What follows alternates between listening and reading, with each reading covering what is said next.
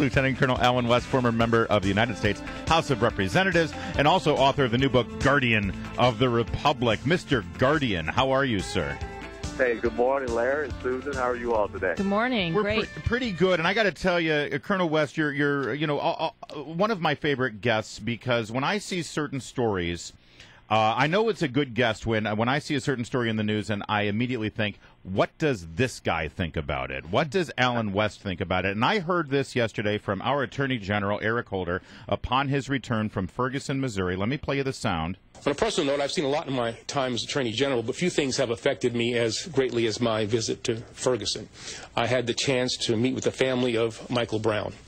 I spoke to them not just as Attorney General, but as a father of a teenage son myself. And the suggestion, the implication there from the Attorney General, a man who, along with the President, have reached the highest levels of leadership in our country, is that there's no difference between what happened to Michael Brown and what could have happened to Eric Holder's son, or for that matter, to Eric Holder himself or Barack Obama when they were young black men in America. I ask you, Alan West, is there a difference? I mean, could what have happened to Michael Brown, based on what we know now, could that have happened to you as a young black man in America or to your son?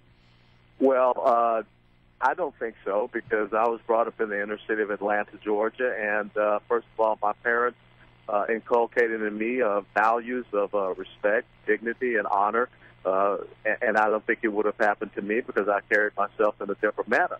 But I think the more important issue that we have to look at is, once again, you have Barack Obama, you have Eric Holder, stepping in and tilting the scales of justice in the situation. We remember the Trayvon Martin case where Barack Obama said if he had a son, he'd look like Trayvon, and now you have Eric Holder doing the exact same thing.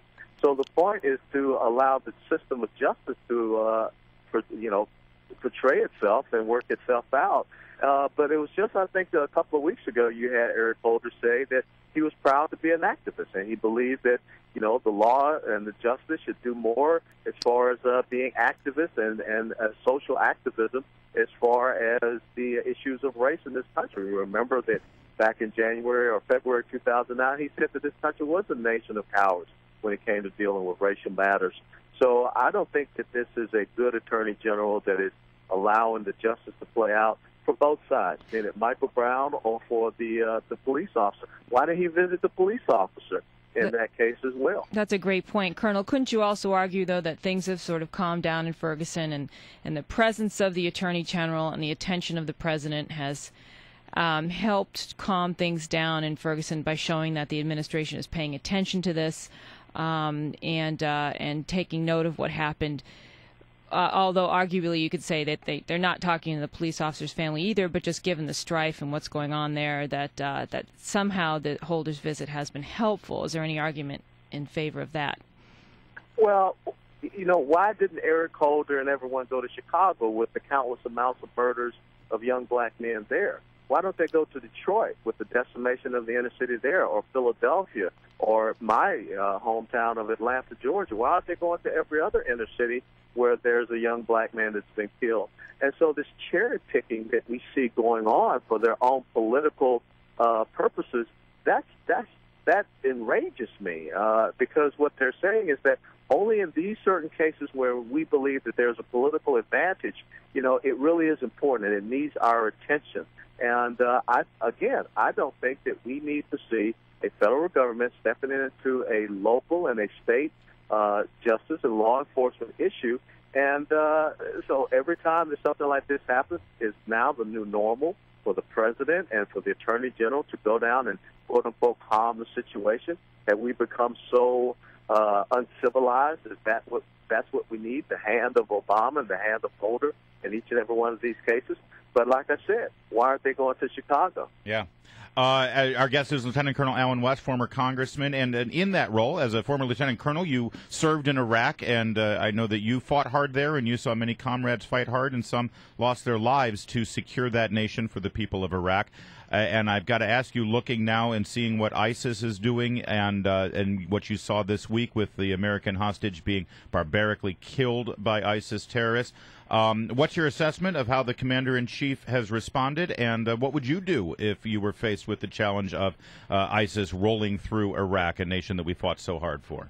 Well, first of all, we need to understand that history is repeating itself. The Democrat Party abandoned South Vietnam after our men and women had fought bravely there. And in abandoning South Vietnam, they gave rise to Pol Pot, the Khmer Rouge, and the killing fields that ensued. So the exact same thing has happened here when you have a president who is more so concerned about politics and campaign promises, who continues to tell us what he is not willing to do instead of understanding the situation that is before him and that the enemy has a vote. So you can't continue to dismiss ISIS, this terrorist army that has come together, the genocide that they're committing, which the Ottoman Caliphate did back in 1914 to 1919 against a series of Christians, killing 250,000. This is a terrorist army. There's only one language that they understand, strength and might, and we need to have a president that stands up and says, this is what we're going to do step by step to destroy this terrorist army and organization, because they're starting to gain even more strength, be even more entrenched. Colonel, are the airstrikes enough at this point in arming the Kurds? What else should we be doing? Well, first of all, we're not fully arming the Kurds, and that came out yesterday in the press conference between Secretary of Defense Chuck Hagel and the Chairman of Joint Chiefs Mark Dempsey. Not all of their requests have been met, which is, absolutely insane. They're our best allies in the Middle East after Israel. And then furthermore, when you sit back and you do an analysis of these quote-unquote airstrikes, they've done 90 airstrikes since the 8th of August. That means about 14 days. That's only 6 to 7 airstrikes a day. That is hardly an air campaign. That is just a pinprick, if even that, going after ISIS. And we have, the president came out and so narrowed the focus where we're just bombing stuff around the Mosul Dam or on the outskirts of Erbil. We're not going after their bases of operation in Syria. We're not going after their logistical lines of communication. That's exactly what we should be doing. Can I follow up quickly on the hostage situation? We've got a few more American hostages there. How do you feel about the administration talking about the details of their effort to free Foley, and what do you think that's going to mean for the hostages who are there now? And should we be negotiating for their release? No, you cannot negotiate with a terrorist organization. The fact that the Obama administration gave back 5 senior Taliban members, that's a sign of weakness. But what we have to look at when we see what the Obama administration did and talk about this operation, this is the reaction of an administration that is all about politics and is all about trying to make themselves seem as if they're doing something when actually they're doing nothing.